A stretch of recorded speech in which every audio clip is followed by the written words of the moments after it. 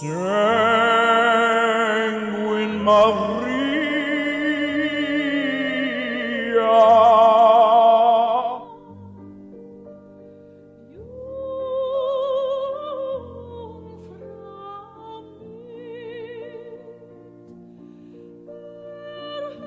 That's right, guys. If you couldn't tell by the intro, I got my hands on the Fusion Sanguine Maria, obviously after the nerf. Now, listen, I'm already on record. I'm not here to go down the nerf, the nerf discussion again. We've already made a couple of videos on the nerf and the subsequent dialogue around it. But just to remind you guys, I think I'm one of the only CCs out there. I don't know. I mean, I've watched a few videos. I don't think they should have nerfed this champion. I think they overreacted to it personally. That being said, if they were going to nerf her, I wish they had went into this A1 and made it cannot gain more than one extra turn if the target is a boss. Because I do think it hurts her in PvE, obviously the nerf. That being said, I still think she's great in like clan bosses, so Hydra and Demon Lord, and she's definitely serviceable in some areas of PvE, but not, you know, what she was. And not getting that extra turn on the A1, it definitely takes away in some areas like Fire Knight, to be, you know, precise, right? Because she's not going to be getting those extra turns. Thus, she's a mediocre Fire Knight champ. She's a progression, right? She has no control, nothing else that we really want for Fire Knight. We're turning off the A2 and the A3, right? So overall, not a fan of that, but today we're going to take a look at her. How good is she in the arena, other PvE areas of the game? Take a fresh kind of scoop on Sanguine Maria. Maybe the scoop is the wrong word. That's kind of April O'Neil vibe, right? That's our mediocre at best, right? She's not so fast. She's not super high attack for attack-based damage dealer. Okay, obviously. And then she's pretty squishy. She does have ways to make up for that, by the way. Hellhades.com ranks her a 4.5 out of 5. And this was updated after the nerf, so a high score still on Hellhades.com. On the A1, Hematic Blades, a triple hitter. Each hit has a 33% chance of granting an extra turn. Now, this happens obviously on, well, each hit, right? So in PvP, you're going to get extra turns a lot, more often than not, with this A1 ability. Really strong. And again, you can kind of see why they went in there to adjust it for PvE. I think they went overboard, but golly, why the heck didn't they playtest this, right? Infinite extra turns. You didn't think that might be an issue, Planarium? On the A2, Sanguine Fisher, attack one enemy, will ignore 33% of the target's defense, okay? Now, if you're using it on a turn number divisible by 3, so turn 3, turn 6, turn 9, come on. Do math. you guys can add up by 3, right? Or divide by 3. We'll ignore 33% of the target's defense. We'll ignore 99 instead if it's divisible by 3. And stone skin and block damage. If the target's killed, increase the cooldown of all enemy skills by 3 turns. This effect cannot be resisted if this skill was used on a turn that is divisible by 3. Really strong, right? So it is kind of weird in terms of building accuracy on this champion, right? I decided to punt accuracy. I didn't go for it because all of the things that would require accuracy in Sanguine Maria's kit are also have the potentiality, or the potential, is potentiality a word? Have the potential of being ignored, right? Or ignoring resistance, not being able to be resisted. So it just depends if you have those lucky numbers, right? The divisible by 3 vibe going on Gore Scream, which is her A3 ability, 3-turn cooldown when booked. I would, if you like her, if you think you're going to use her on your account, specifically in the arena, I would advise booking her, right? The cooldowns are nice, but that damage helps a lot, that 30% extra damage on this ability. Same thing on the A2. Just kind of a note there, another 30% damage. Normally, we don't love throwing books into damage, but her, on a single target nuker like her, it does matter quite a bit. You're going to see a lot more damage, obviously, right? Anyway, attack one enemy before attacking removes all buffs from all enemies. Really strong. Can't be resisted by enemies with a number of buffs that is divisible by 3. It's hard to plan for that. You can't really plan for it, right? So, you know, you could use some accuracy, but I decided to go all out nukage. We'll attack all remaining enemies with less than 66% HP. Grants an extra turn if this champion is under a number of buffs that is divisible by 3. That we can control for. On the passive, say her name when no one is around you. Say, baby, I love. No. Each subsequent hit from this champion deals 33% more damage, stacks up to 99%. Resets after the 99% damage bonus is applied. This is really cool. Subsequent means after the first hit, meaning if you open up with her A1, the first hit's going to do normal damage. Second hit going to do 66% or 33% damage. Third hit's going to do 66% damage. And then if you get that extra turn, that next hit is going to do 99% extra damage. That's insane, okay? She is, you know, you got to pull out your protractor, your calculator, your abacus when you're playing Sanguine Maria. You need a chart next to your phone, your device, just tracking all those turns and the buffs and everything else and make sure everything's divisible by 3. But seriously, it is important to recognize that. It's subsequent hit, so it's not like the third hit's going to do 99% damage on her A1, for example, and then you're capped. No. It's the next 2 hits, and then the next hit is going to do the 99% damage, right? And it doesn't reset after her turn. It resets after the damage is applied. Now, each subsequent hit of this champion receives deals 33% less damage, 11 from bosses as well. That stacks up to 3 times as well, and it resets after the damage reduction is applied for the 3rd time. This I found very handy too. Like, she doesn't have a typical survivability mechanic like a put block damage on her. That would be, to me, that'd be great. But there's no cooldowns on this passive. It's always going to just keep cycling through the extra damage and the damage mitigation. And I did find that she was staying alive by the Say Her Name passive quite a bit on playtesting. Whenever an enemy is revives this champion, 33% HP, 66% turn meter. After being revived, she places a true fear on all enemies for 2 turns. They cannot be resisted nor blocked. That means it will ignore block debuffs as well. Really strong. Increase ally attack in all battles by 33%. Let's go ahead and show you the build really quickly and talk about her. Run her in the arena. So, listen, there's 2 obvious builds on this champion, right? Number 1 is 9-piece Merciless. Number 2 is Lethal and Savage or Stone Skin in, Lethal or Savage and Stone Skin, right, for the arena.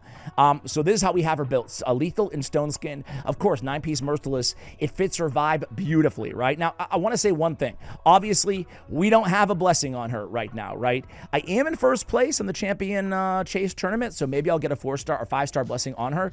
But this is a tough champion. I feel like when a lot of players get her, they're going to be kind of underwhelmed. Maybe they'll love her, maybe they'll hate her, but like the damage just with every other freaking nuker in this game, and I say this all the time, but it's so true, at least to me, right? When you get the awakenings, the awakening levels, and the empowerments and stuff on these champions, that's when they really start shining. So when we get her initially, when we fuse her initially, it's kind of a bummer because you're seeing her at her base level. It's like going to buy a car that is, you know, just factory everything. It's not fully loaded with anything, you know? It can be a little underwhelming. Then you look at your buddy who got the fully loaded, you're like, whoa, that's not what I have. That's kind of what it is, especially with damage dealers in this game, right? It's kind of a bummer. What do I have on? Okay, so I have Gore Crescent. Listen, Cat's Gaze is probably the best. I mean, obviously, outside the mythicals, right? Outside the mythicals, Cat's Gaze is probably going to be the best, but I have 2 Cat's Gazes. One's on Titus and one's on Siegfried.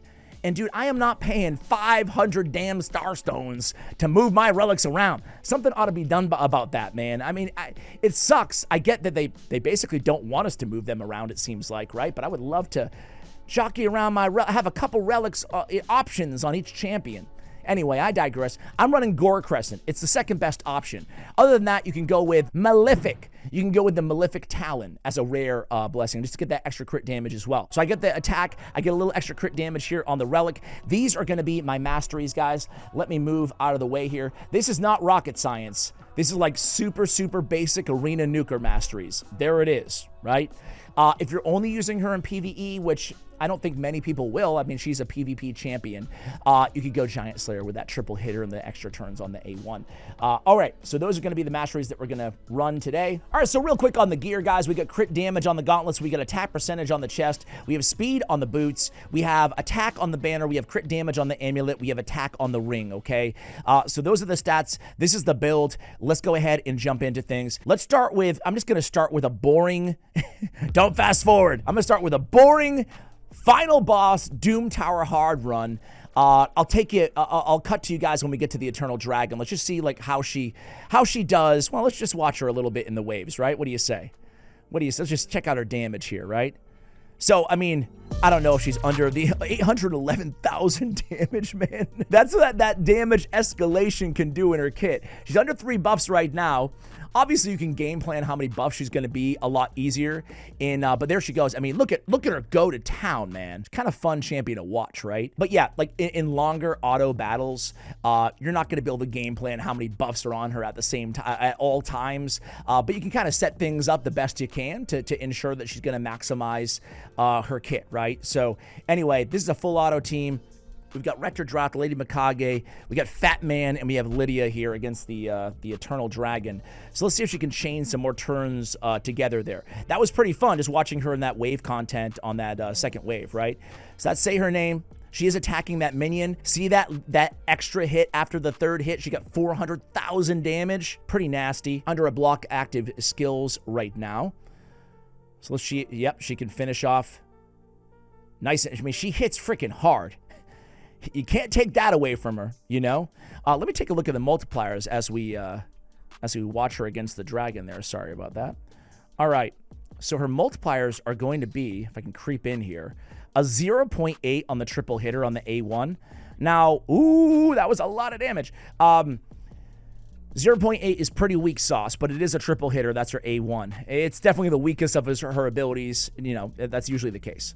On the A2, though, this is the one that can ignore by base level 33% of the target's defense, or 99, right? If it's the third divisible by 3 term. That's a 5 multiplier. And then the A3 is also a 5 multiplier. So yeah, her A2 is obviously her big nuke, 542,000 damage, right? So this is why I say, you know, she's still a single target damage dealer, but she can still be utilized, especially progression, in a lot of different situations, in a lot of scenarios, even in PvE. So again, I mean, her damage is, well, the same as Lydia's, to be fair. But yeah, I mean, those are some impressive numbers that she was able to pull off there. Okay, let me bring you to, I don't know, do you think she can solo, like, freaking Minnow? Do you think she can solo Minnow? It'd just be interesting to see, like, okay, how bad was the nerf, right? And how much effectiveness can we get out of the damage mitigation as well? You can see her HP bar. I mean, it gives me nightmares how low it is, right? So it's not a question of like, yeah, sure, Minnow sucks, but can she solo it with that? Can we test that passive? Say her name, say her name, say her name. Every time we see that, it's going to be all those damage reductions. And we can use those minions to get those. Look at that. Pop one minion, pop the other minion, right? And we're getting, oh, man. I mean, listen, it's just freaking Minnow. But damn, you can see how she's got a little bit of a, oh, did I not finish her? Oh, it's already maxed. Sorry, the way that flew in, it's been a while since I farmed Minnow. the animation on the max, is that new? I don't know. All right, sorry, guys. You know what I'm going to do? Little intermission before we jump into the, actually, I'm going to do a little clan boss for you guys. But you know what I have? I got a little bit of time on my hands to forge a mythical relic, ladies and gentlemen. Are you ready to see a mythical relic? We got a 20% chance. Let's do this. 1, 2, 3. Mythical. Oh, we got one! Okay, enemies cannot land a critical hit on the wearer if the wearer's HP is below 15%. Zibia's Servitude. Oh, yeah, baby. Oh, man, I am pumped. Listen, I've been trying to, I have a little deal with myself. I'm never going to forge mythical mats ever if they're not on a video, right? Because I want to share moments like that. All right, so Zibia's Servitude. Honestly, I would have preferred the Stars of Jianang, just saying. But hey, beggars can't be choosers here. We'll take it. So I wanted to show you it really quickly here because defense, HP, speed, I probably will take it to level 15. I don't have any 18 levels on my account. But I can get, what, 25, 10, 20, 35% chance can't land a critical hit. That's nasty. That may be going right on Star Sage. Really cool. Sorry, back to Sanguine Maria. Sorry about that. I didn't expect to actually get a mythical relic. All right, let's go into, let's just do a quick old school Demon Lord and just see what kind of damage she can do. What do you say? I'll burn some gems. I love you. Let's do it.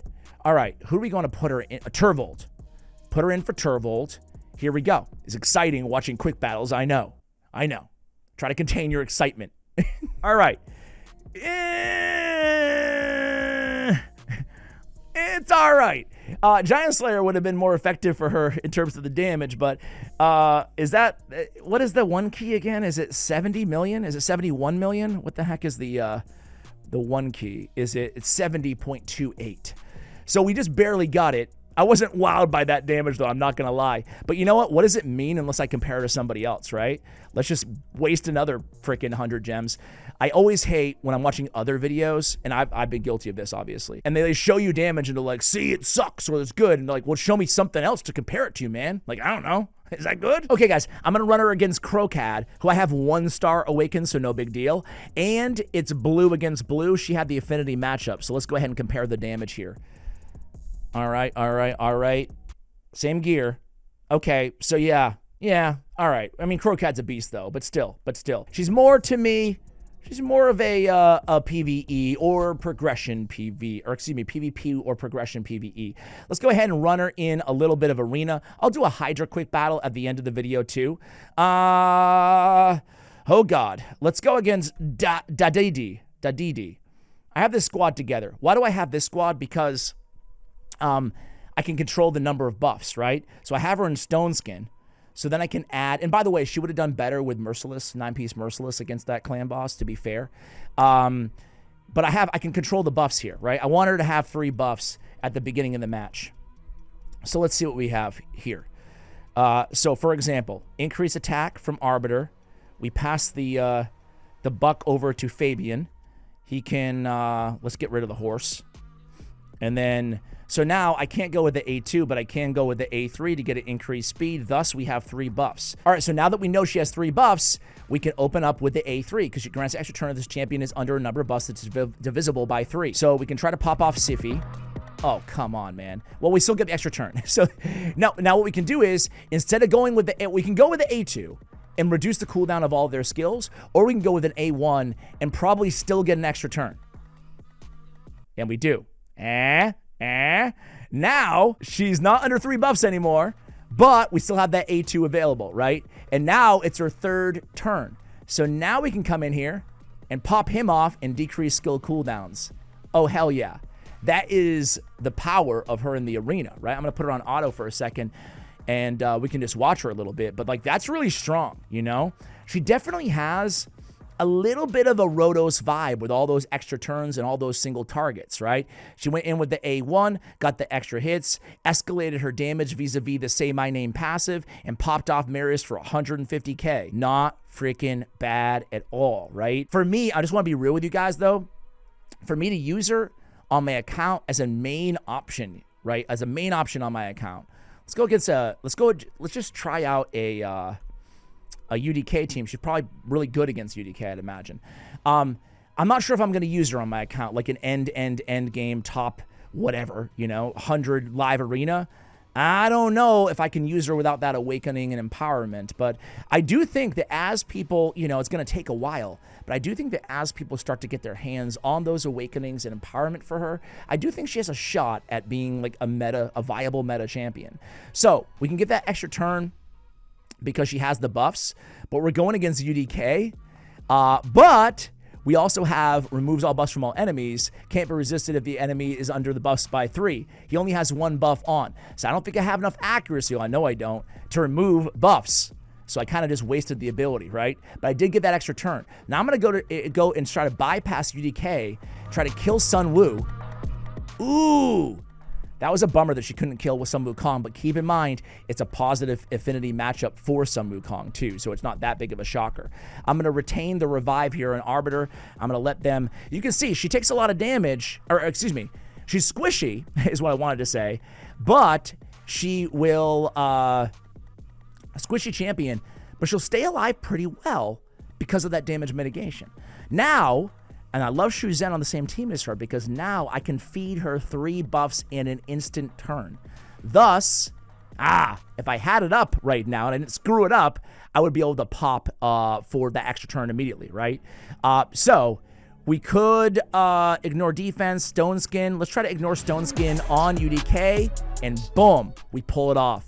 Isn't that a beautiful thing? Not only do we pull it off, but we reduce the cooldown of all of the enemy's turns as well. Oops, made a mistake there, but it's okay. Should have went after Sun Wu. But, okay, let's see. And again, she's staying alive pretty well. She's under 3 buffs, so we know we're going to get our extra turn. Let's go ahead and go for, oh, beautiful. Freya, she just pops her right off. Let's go triple hit her against Fabian. Ooh, doesn't matter. We still get the extra turn.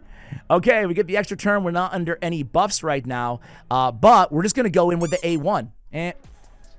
The fear procced. But we can just keep going in with that A1 even against bad affinity matchups, and simply they would be, you know, like they have nothing they could do, right? We just keep going and going and going vis-a-vis the extra turns of the A1 ability. So really effective there as well, I would say, right? She's a really cool champion.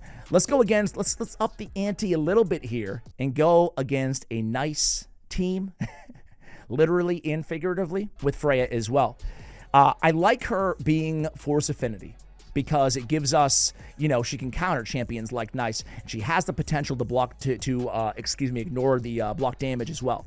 So we're going to go in here, and we're going to do the same thing as before. Nice speed boost, ensure she gets her next turn, and we'll get the extra turn. So we're going to go in there, removes all buffs from enemies, can't be resistant on enemies with buffs, divisible by 3. There's nobody with buffs divisible by 3, unfortunately. So we're going to go in there, and we're going to pop off, Freya. Oh, God. But we are on our first turn, second turn. So we're going to go ahead and pop her with the A1. Hopefully get our extra turn. We do. Now we can come in here and ignore all this baloney. Do I want to just pop? Might as well, right? We know we're going to ignore Stone Skin and block damage. And Nice is such a threat with the ignore or the block revive that I just want to go right in with Nice. And there we go. We get him into his second form, and he kills my entire team. It's been a fun video, guys. It's been a fun video. Next. All right, guys. So we showed the wins. We showed the losses. Sometimes it's fun to watch Ash all cock. See, guys, all you got to do is you got to kill Nice. Switch him to his second form, and everything's going to be, oh, we wiped out my entire team. Oh, yeah. That's what Nice does, man. That's what Nice does. All right. We need to tank your team to to handle that matchup. We're gonna do the same thing here, rinse and repeat. Now, who do we want to go against here? Right, that's the question. Let's try for. Let me see whose HP is lower there. I don't know. Let's try against Sifi. What can we do for damage? It was good. Let's try to get that third turn. Oh, God, we got it. We got it. Now let's pop off Marius and get that cooldown. Oh, yeah, it's beautiful. It's beautiful. Oh, that's fun, man. That's fun. That is fun. Now we can feed her. The instant turn again. And we can go in and kill Ancora and then kill Crixia, or come close to. Oh, man. We made up for it there. Guys, she's a hell of a lot of fun in the arena, man. I will say that. I mean, we've seen some pretty gnarly things already, and it was only a few battles. Let's go into Hydra real quick, guys. Let's go into Hydra and see what she can do. All right, guys, here we are in Clan Boss. I'm gonna run her on this team and see what she does. Here's the game plan here, right? We're just gonna test all of her skills and just check out the damage, okay? Second, we're gonna go in and we are going to run a quick battle in the gear that she has on, which is Stone Skin and Lethal, the gear that you already saw. And then we're going to switch her to a 9-piece Merciless, and we're going to damage check that on a quick battle as well, okay? All right, let's get in there and get the Decay provoked. We have Molly Tankard, we have Trundo, we have Krokad, Shayak, and Lydia on this squad. So right now she's under 4 buffs. Shame. So we're just going to, poke away with some A1, right? Not much damage there.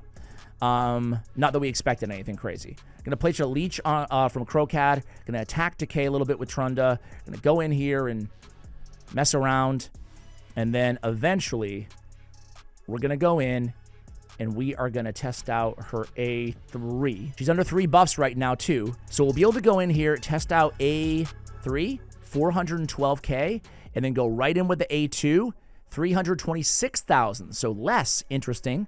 Let's just keep poking at 279. We're on 500k on Krokad.